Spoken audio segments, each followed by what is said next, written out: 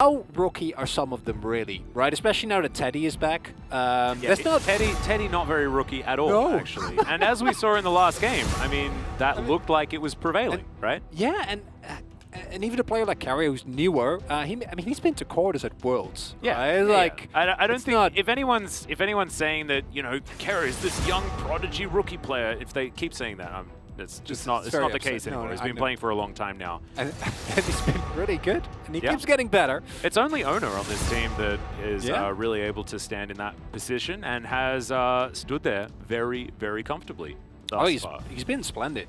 He hasn't picked up as many POG votes because in both games there was a brighter star, but still played out the skirmishes impeccably. And I would love a Viego first pick here. I think that as Liv Sandbox, if you go for the Diana again, wouldn't surprise me again, considering this is Sandbox, a team that we know that they love their comfort. They have shown a lack of versatility in some drafts, and I think a Viego first pick here would give them. There we go. Okay. Yeah. There we. I think this gives me at least hope that we might see a turnaround in this series. Because if this was again the Diana, you give over the Viego to Ona, I'm not feeling good about that. Well, let's see what T1's response is going to be to said Viego. Certainly a lot still on the board. That Lucian that we were talking about, still going to be there, as that is the Nidalee being considered. We saw Peanut have one heck of a game on this champion in our previous series, and now Ona potentially able to show his hand at the champ. Nidalee set, mate? I don't know whether you need to lock in set this early, but we'll see whether they do decide to do it.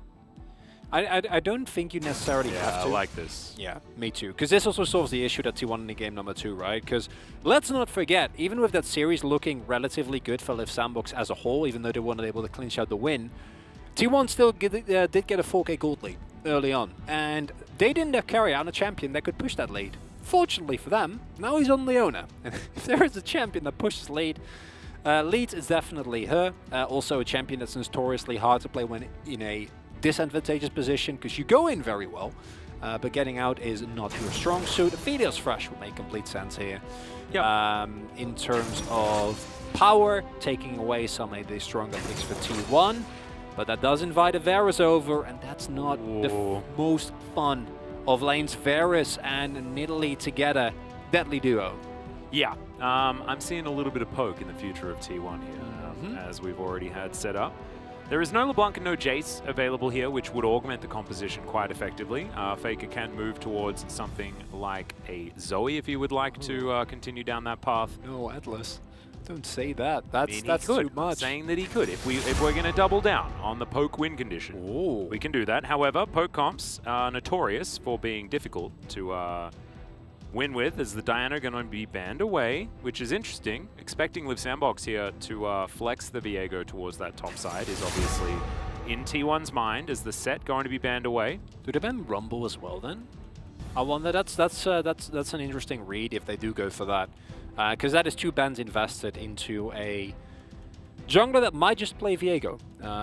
But it would be a very good read if Liv Sandbox did want to swap. I've already mentioned, not the biggest fan of the flex, and this is setting up for a Gnar pick, right? This is the most telegraphed off or not that I've ever seen, and I wonder whether Liv Sandbox is going to ban it or say, no, we'll just pick something like the Camille into it.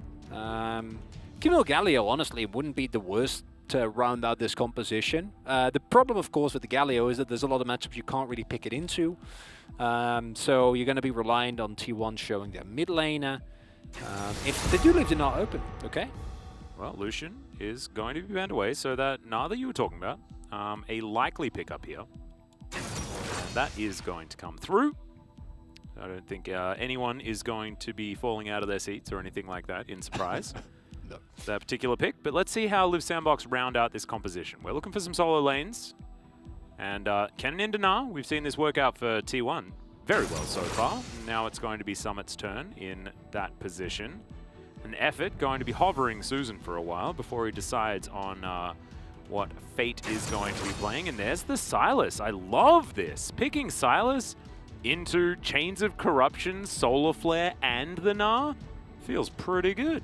One downside of Silas, of course, is that you can counterpick him. His laning phase is not great, and the Lucian ban in that regard also makes a lot more sense. If you are planning to possibly blind that, then yeah, playing Silas into Lucian is a very unpleasant experience, and this is a very different approach from T1, not opting in to play something that punishes the Silas, but instead still going to have a lot of priority, a lot of control in the lane, especially early when the clockwork wind-up is going to do immense amounts of damage. Fade wanting to get out of that lane as soon as humanly possible.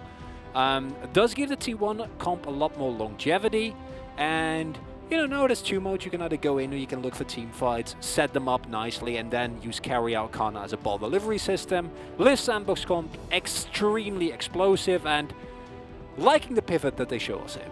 Yeah, actually, most of me is thinking that I like Liv Sandbox comp a little bit more. I feel like T1 has so many different modes with this draft, though, as there is a heck of a lot of poke, there is so much CC. That setup, like you were talking about, certainly going to be there, but sometimes a jack of all trades is not what you need, right? And we'll see whether Liv Sandbox can utilize theirs to a little bit more of an effect here. The Viego we've seen already be just so powerful in this series, but it was in the hands of T1 every time that we've seen it. Now Croco is going to be wielding him. And something that I'm going to be looking towards here is, I think the setup for Croco is great in all his lanes. They have a nice damage spread as well. They are a composition that is squishy, so you do want to be on even footing or ahead. If you get into the mid to late game, you want to look for the skirmishes, the 2v2s, the 3v3s, because, you know, Orianna and Nidalee, it's not the greatest of combos. Na is fairly gated by his cooldowns. The one thing, though, is that Ona will have basically guaranteed prio on bot and mid, especially in the early game. And the tendency of T1 to play only to Kana, I think in this context might be a trap. I would love to see them try and actually utilize that. Yeah. Look for some early invades, actually make use of the pressure, and whether or not they're going to do that, especially with T1, is always a question.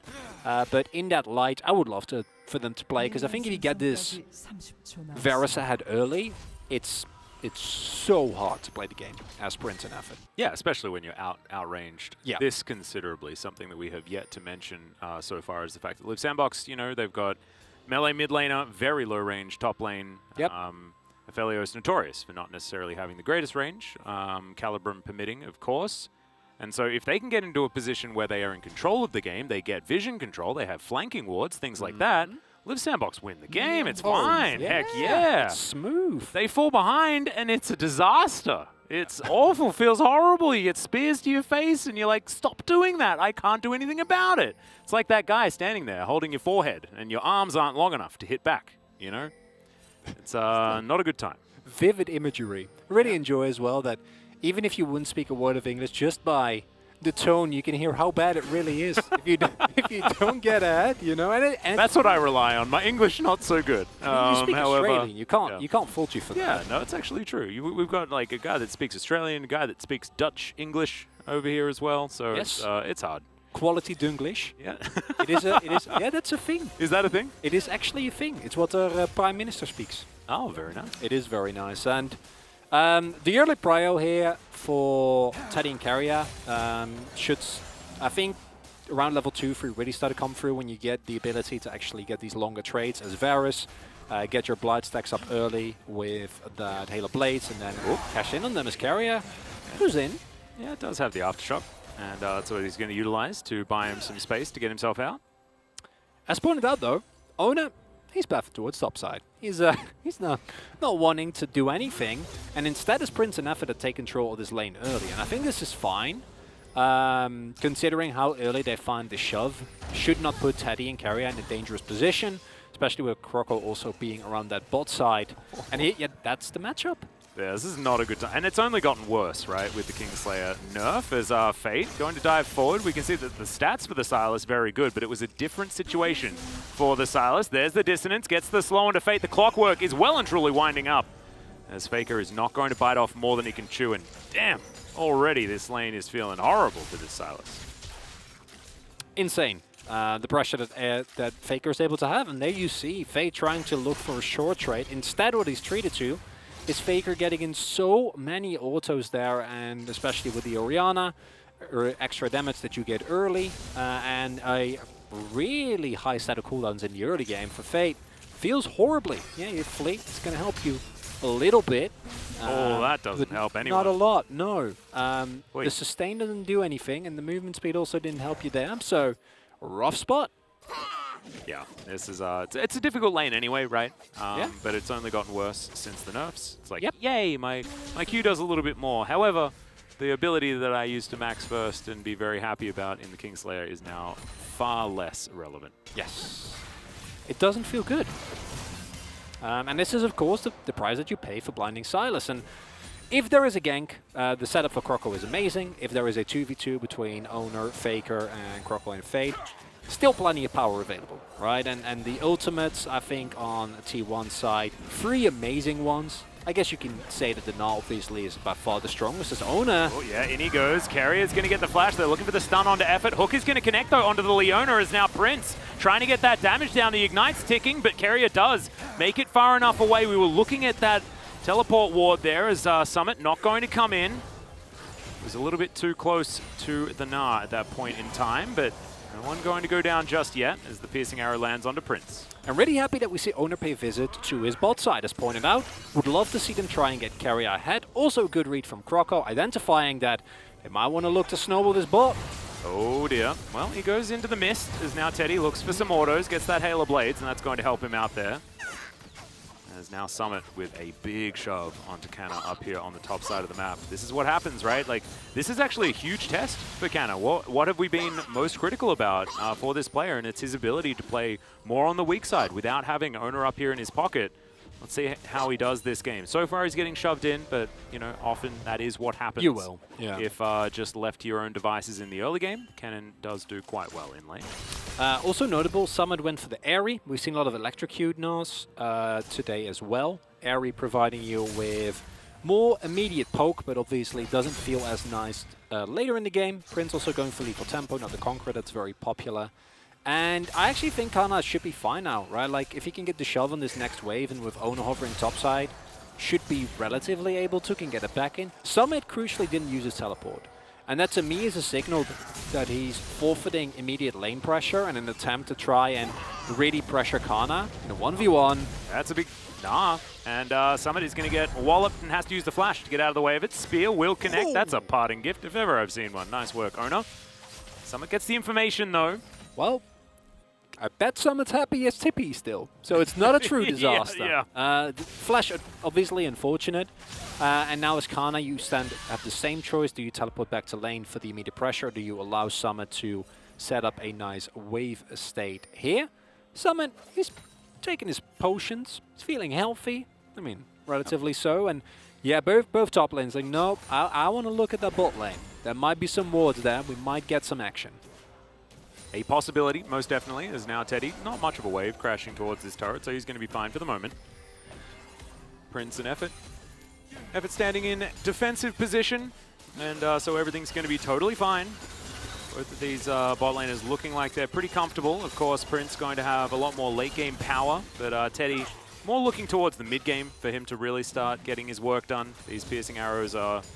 It's sort of is an interesting champion, is the old Varus, because he can stay relevant throughout the entire game if these arrows can continue to land, right? Because getting all of that preparatory poke is going to be very, very beneficial. As Croco already started the work on this Mountain Drake. That's a sneaky one. Yeah. I don't think they know. And that's the benefit, of course, of getting in there early, right? Wonder why the pings went down. Also don't know if Croco sneaked in over the ward or a trap, or if he was taking the blast cone over, so might have to check for that in the replay. But now, of course, T1 do know. Giving up the first Drake, not the end of the world, but this is looking like a little bit of a better early game that we've seen from Liv Sandbox. Last times, though, it went wrong at the first Herald. And that is, I think, a trap they need to avoid here. Playing into T1 with an advantage is not a fun experience. Oh, getting a flash would also be good, as immediately Teddy's going to cleanse. Has to flash, though, because the Flay was in range. He's only got a piercing arrow to throw down, but now no flash for Teddy, no cleanse either, as they're going to be moving towards this first Herald fight. So more good news for Liv Sandbox, despite the fact that they did not manage to get the kill. And yeah, that's Owner being on top side. And they will get Herald for this, I think, without contestation. Faker having to shove in mid, low mana on Fate, no teleport available. Summit might look to contest, but especially with Croco still being on the bot side, that's not happening. And you give up one play, So this is one of those scenarios where I think it's actually T1 that wins out in the trade in the long kind of run. not the end of the world with owner right in position. So. The main downside is that if there is now a punish window available where Teddy doesn't have flash and cleanse, and if you can utilize that as Liv Sandbox and you keep the Varus on the back foot, the one downside I think of Lethality Varus is that once he falls behind, unless he picks up a couple of kills in mid-game fights, it becomes so hard to feel useless. Because it's fine if you're even on the curve, can be super oppressive if you're ahead of the curve, is calculated by owner. Yep, Croco didn't have smite, so not able to steal that one away. And this is also something that, while Croco has paid so much attention to his bot side, and it's paid off as well in terms of getting a lead there, owner has been much more about utilizing a bit more optimized farming pathing. And yeah, you know, there's pressure on bot side, summoners are forced, but if you don't use that window, and owner just gets to comfortably farm up to his mythic, and walking up to any objective in the mid-game against this T1 comp is going to be very hard for Sandbox. Yeah. Let's see whether they can effectively utilize it, and we'll also see where Shelly is going to park herself. Kind of expecting that one going to head towards the top lane, but that might be recency bias speaking just a little bit with the fact that Canna has had owner's attention throughout a lot of their more recent games. This is looking... I wanted it on both sides, and I'm actually seeing owner path, so that makes me happy. Yeah. I would really like that. I think that keeping Teddy relevant in this game is going to make you, in a general, feel a lot better. As Shove found now, Teddy needs to deal with his wave. Oh, still so far behind. 20 CS. Oh, this is a scuttle. Yep. Great hook to come forward here as Carrier is just going to flash onto Prince, but immediately he has the cleanse, takes the lantern as well to get himself back into a better position. The spears and the arrows need to land if they want to set something up, but there is no Drake here. T1 just posturing right now to give Teddy as much space as they can. The rest of Liv Sandbox trying to get down towards that bottom lane. Man, Thresh is skinnier than I thought. He got missed by that arrow. Nicely done. That's, yeah, okay, unfortunately, we've got to get back on the treadmill. At one Helios. Oh, and okay. As well. Well, that's plates. Or chippy at least. Because Kyria, even though he used his flash in what I felt like was a great bluff, I don't know if T1 actually was in a position to turn as fast there. Oh, Faker's coming as well. Yeah, fish looking barrel dangerous. Down here. There is a shockwave available. Double TP available for Sandbox though. Right now, it's just T1 positioning themselves around here, trying to get as many plates as they can before they unleash the Rift Herald. There's a very deep teleport to come through from the Silas. There's Effort in a bit of trouble. Croco looking for something. Is the Shockwave going to come through? But the Heartbreaker is buffered. Croco makes it out. Fate spotted here by Ono. That's great news for T1.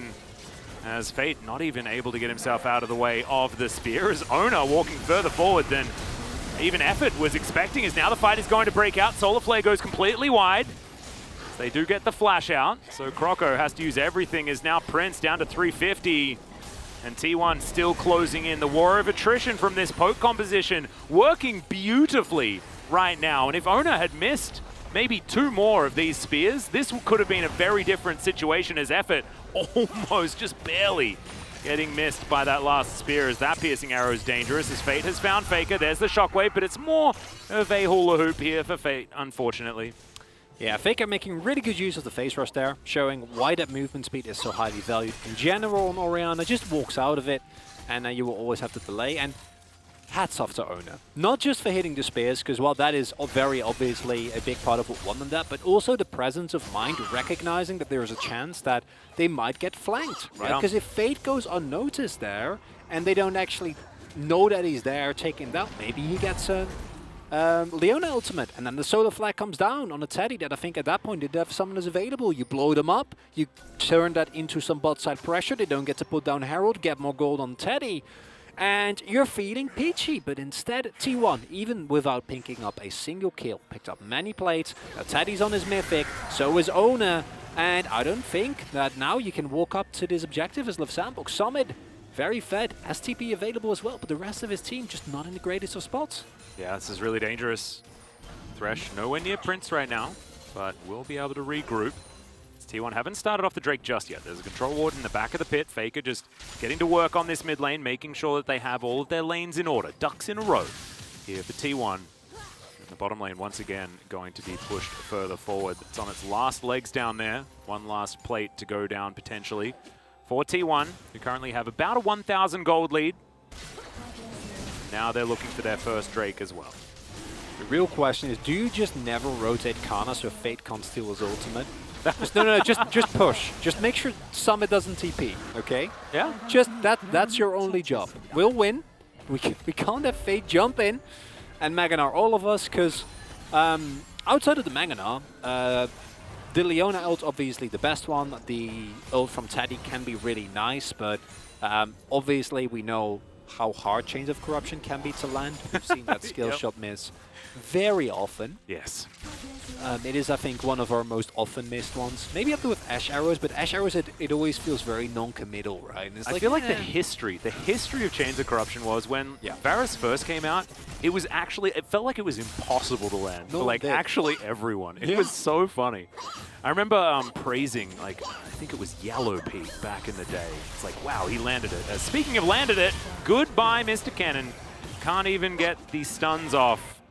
As Carrier turns up, that Solar Flare is going to connect, and that is a very dead Lightning Rat.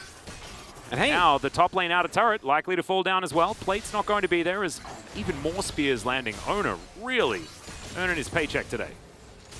And hey, if your side lanes are either conditional in case of the null or not that great at setting up for Italy, that's fine. Just take your Leona, you know? It's set up, take it and go. Leona just walks everywhere that Owner does. It's the combo there. It is a clean setup then to land the spear, take the damage, and teleport coming through here now from both Faker and Kana. Really going all in on the second Herald. Don't think it's that important of an objective, but might get ourselves a fight here, Atlas. Yeah, they're still looking for it. Teddy's walking over Vision. Moving towards this one as Shirley is going to reset. Teddy going to get some vision here of the rest of Liv Sandbox backing away. Phalanx going to be put into line once again. T1 will be able to collect this one. Fate goes and grabs himself that Solar Flare. Now the siege is going to begin, but counter siege certainly an option here for T1, and their line wave clear absolutely fantastic with the Teddy piercing arrows. And Faker's just chilling out here on the top side of the map, trying to get to this Orianna critical mass stage. 10 CS a minute pretty comfortably at this point in time. And for Liv Sandbox, this is starting to feel eerily similar to game number 2. And I think unlike game number 2, this T1 comp, they can dive you very easily, but they don't even need to dive, and that's a terrifying thing. As we saw there, they're more than willing to play it patient. And if you play it patient and you keep control of your flanks and of the vision around you, you can do this with relatively little opportunity, because the Liv Sandbox comp, once a fight has started, I think they're amazing, right? The mobility that's available, the big team fight ultimates, fresh, provides both peel as well as aggressive plays. Silas and Viego are like these type of messy skirmishers par excellence. The problem is, if you don't get into that position, like, how do you actually start a fight?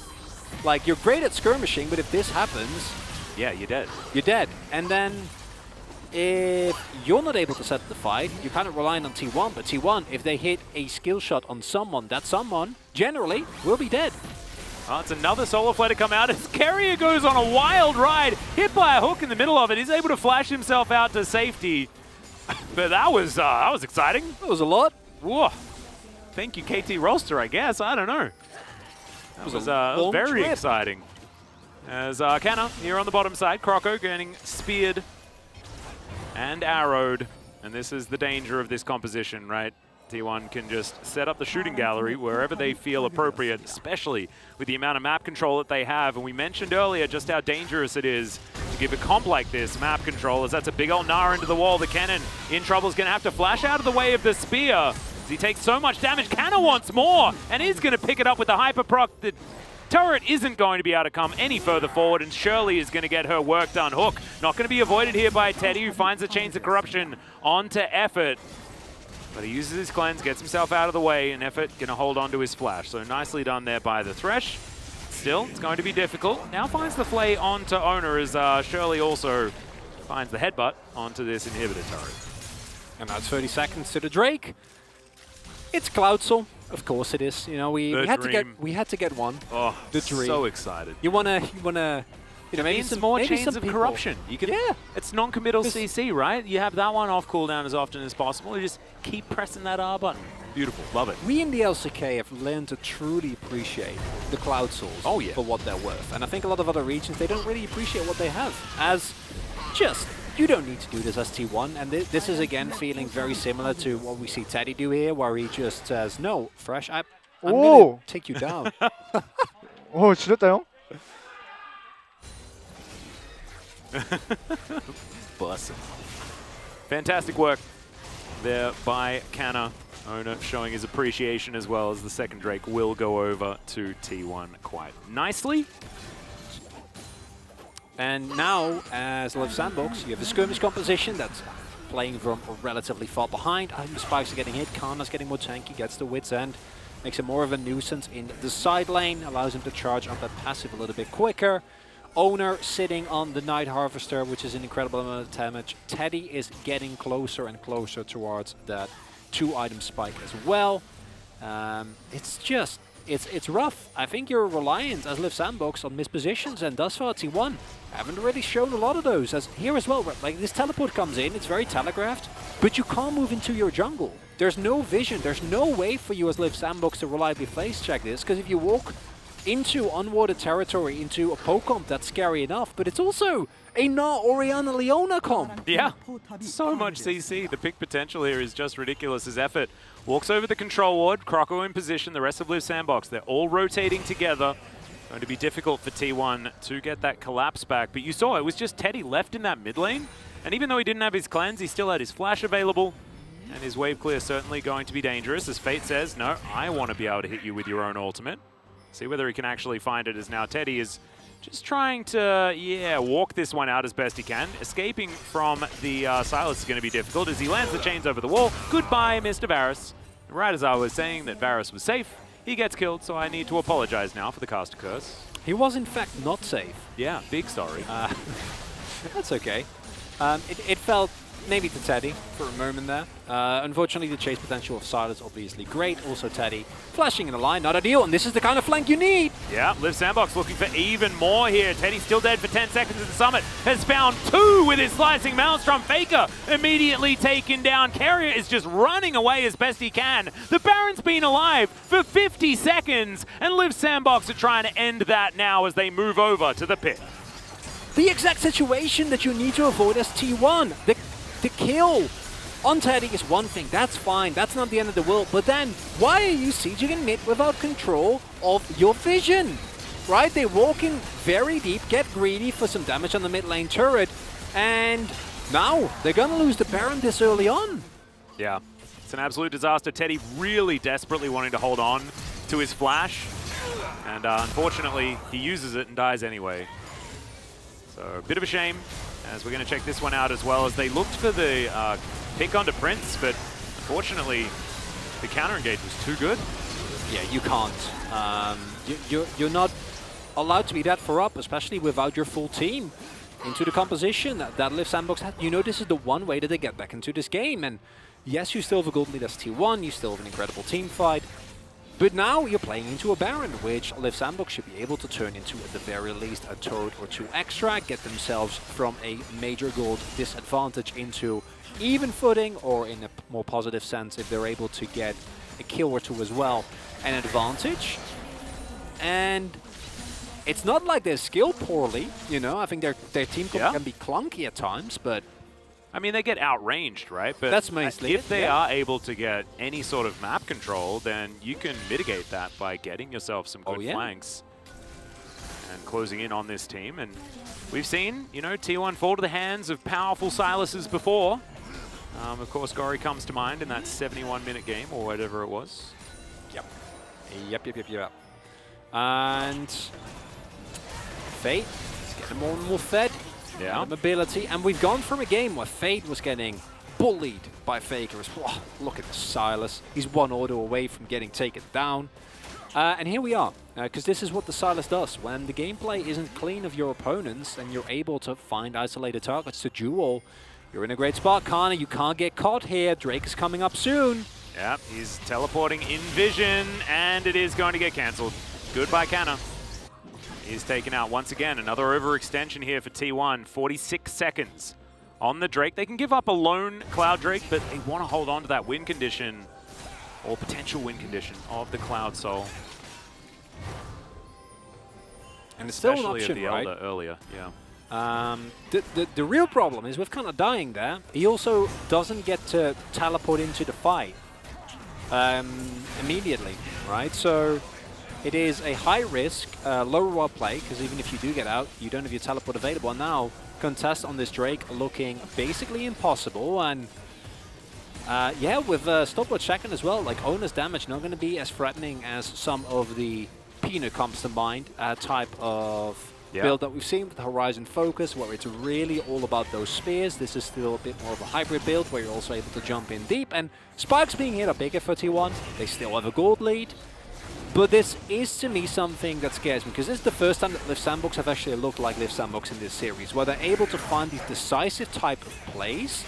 And this is exactly what you need in the game 3. I mean, it's obvious because, like, if you don't do this, you lose the game. But it's also, you know, it's a pivot in the draft and a pivot in the gameplay. Yeah. Yeah, too far up. Very greedy. Overextension. You know their bot side as well. Not a lot to say about that one. Nope. And Summit invests the ult. Absolutely worth it there just to make sure that he gets the stun. Easy peasy. Now, T1, can they regroup? Can they sort themselves out? Because wrestling for vision control is the aim of the game at this point, as they are bleeding gold lead up against Liv Sandbox. Even on Drakes now. As T1 still pushing past the river, still trying to get pressure into the jungle. And you can see Ona with a 30 CS lead. Certainly feeling like he has Croco's number right now, but this composition isn't just a straight-up composition, right? You don't want to just straight-up fight your opponents. You want to land all that poke and then lock down the picks with all the CC. Need to land at least a little, or have someone that you can just hunt it to 0. But look at the builds. That's actually really hard. Stopwatch available for Fate. Sonya's available for Summit. Prince going for the very defensive Aphelios build, which means that especially with Thresh, with Locket as well, a lot of this aggressive damage is kind of mitigated from T1, right? So blowing someone up 100 to 0 seems a lot less likely, and this is where I think the T1 composition, much more than in a lot of other T1 comps that we've seen, still allows them to pull through. Because what they have is a comp that can still win off of a single good series of team fight ultimates. And that, I think, is something that's always going to give you comfort, no matter the game state. Hit a Mega Gnar into an Ori ball, and you're good. As he does land it, doesn't mean anything, though. Nope, gets on to Carrier. Just says stay still for a little while, and Carrier says okay. And he does, and then he moves away. So it's going to be fine, but sometimes you just got to hijack something. And Fate level 16, that hijack is going to be back off cooldown once again, so he can steal a different ultimate. And there are a lot of different options available, as Fate going to be taking this Rift Scuttler, and there's nothing that T1 can do about it.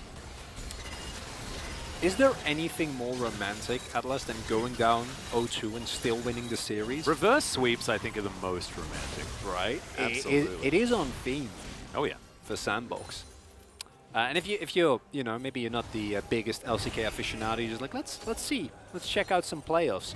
Liv Sandbox are a team that got the nickname of Romantic. They're the Romantics of the LCK. Due to their, I want to say, hot and cold approach to gameplay. Yes, it's like watching a drama. It is. You never know what to expect from Liv Sandbox, but it's certainly always very exciting and enthralling. It gets your heart pumping. Yeah, it gets you going. I don't know what that quote's from, but it's an older movie, and I don't know.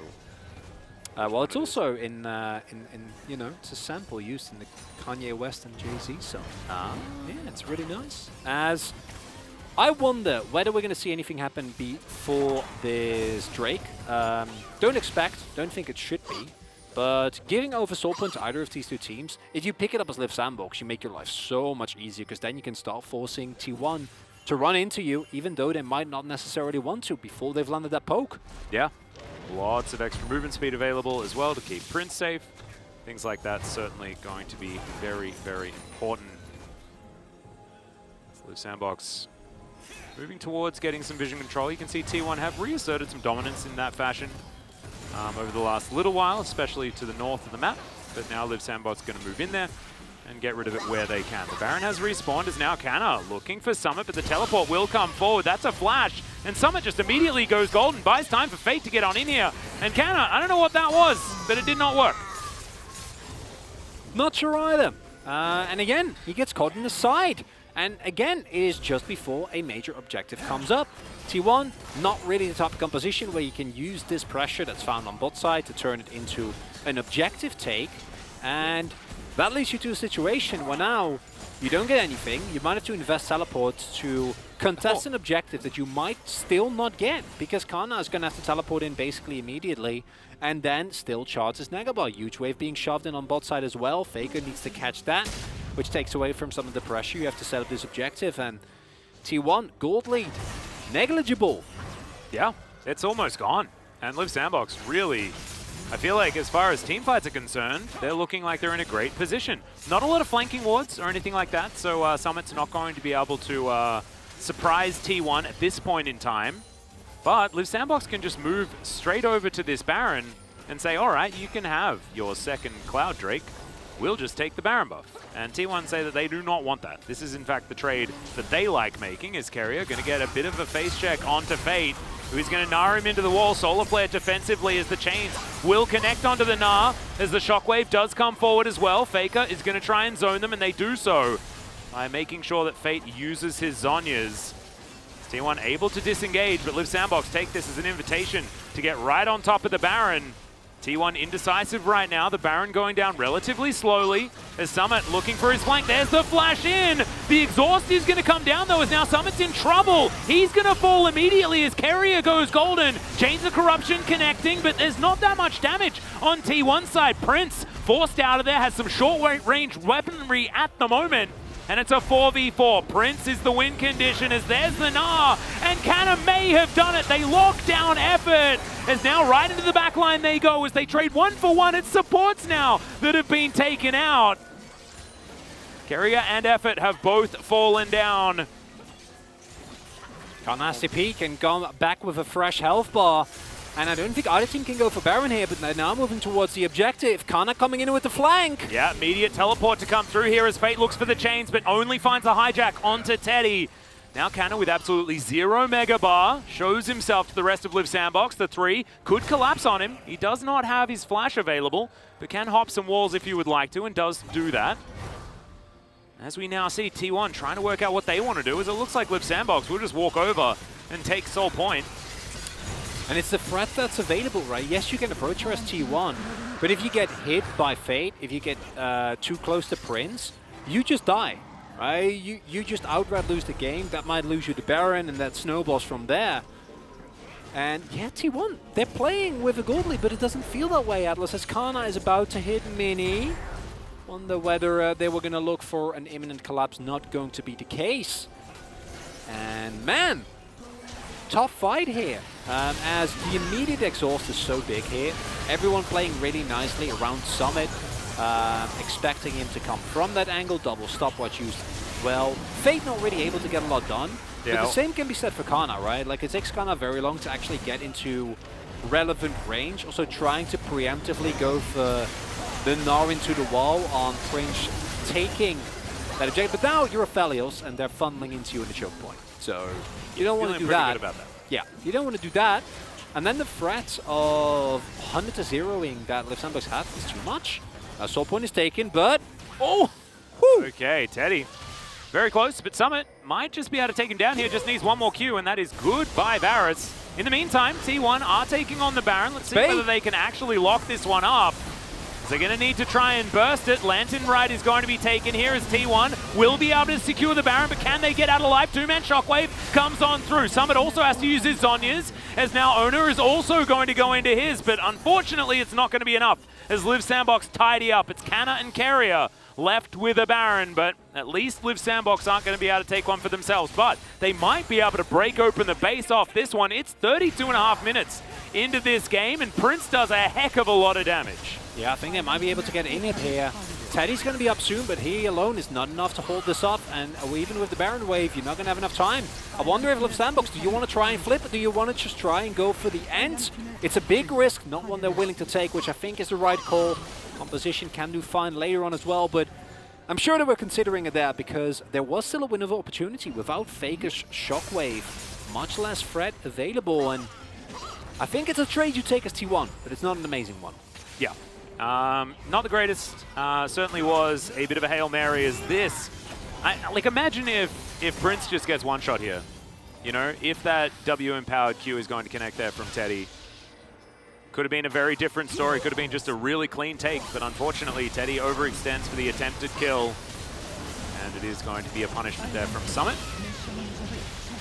He's going to check here on the bottom side of the map. Canna, with his Baron buff, is going to get jumped on by Croco, but he's able to hop his way out of there. He's going to be okay. Also has Sterix and his Wit's End, plus the Warden's Mail that's now chilling. So he should be okay. Renderman's now done, and lack of vision prevent the Sandbox from chasing that much further. Yeah, that's the negative Baron power play. It's been a recurring theme this series. And as Liv Sandbox, you're feeling good, right? You're able to get these more scrappy fights as Teddy gets killed, and then you get into a 2v2 or 3v3. And as long as you can keep that going, your composition has an incredible amount of power. And it's not like it's just that, right? T1 needs to play so respectful because Fade at this point is an absolute menace. The late game of Silas, when he is level 18, when he has a couple of items free in this case, when he has a Dark Seal that's stacking, the quality of ultimates available for T1. It's terrifying. Yeah, I'd agree. And it's also, as far as ease of execution, this composition works extremely well as there's the Solar Flare. Looking for some of these ultimates as Croco's going to flash his way out. Canna looking for the Narbar, but he's going to get denied. Prince with the Q from his Severum going to be able to deter the Gnar from running any further forward. Lens used, and that might be a big one. Solar Flare as well, but should be up. All the Cloud Drakes mean that cooldown timers in this game, not really a thing, Atlas. We have them for every single fight. Yeah. Maybe Cloud Souls are the reason we get more action, not less. Yeah, Azael was right all along, I tell you. As the teleport to come through here from T1, Summit trying to turn this possibility as he's immediately going to get exhausted as Faker not going to get taken down here. Summit absolutely is, as that might have been an overly aggressive play. As now Liv Sandbox setting up. Chain's not going to connect at all, as now Prince going to take a Lantern. Chains of Corruption connect, as that's a big Gnar from Fate. But where's the follow-up? He does find his Zonya's button. Shockwave comes through and they get rid of the Silas. Croco trying to get out of there as Owners dived on forward. Goodbye, Mr. Aphelios. There's not enough years quite available here for the Liv Sandbox AD carry, and now T1 pushing 4 strong down the bottom lane. And it looks like both teams are looking for the Ant. Croco's very low. Kanna's going to try and defend. I don't think they can do this. If you have full health bar as Viego there, maybe. But Kanna is fed. He's at the ready. Oh, not able to stop it. Man, that could have been big. But it is going to be the inhibitor taken one more time here from T1. They're looking for it. Yeah, we're going to go for the end. 5 members of T1 pushing on forward. 25 seconds on Fate, 22 on Prince. Is now Effort desperately trying to keep these turrets alive, but T1, they are one-track focused. They want this 3-0. Hookie's going to connect onto Faker, but it's not going to be enough. And T1, despite everything that happened in the mid to later game, they are still able to make that decisive play and take down Liv Sandbox 3-0. in this best of 5.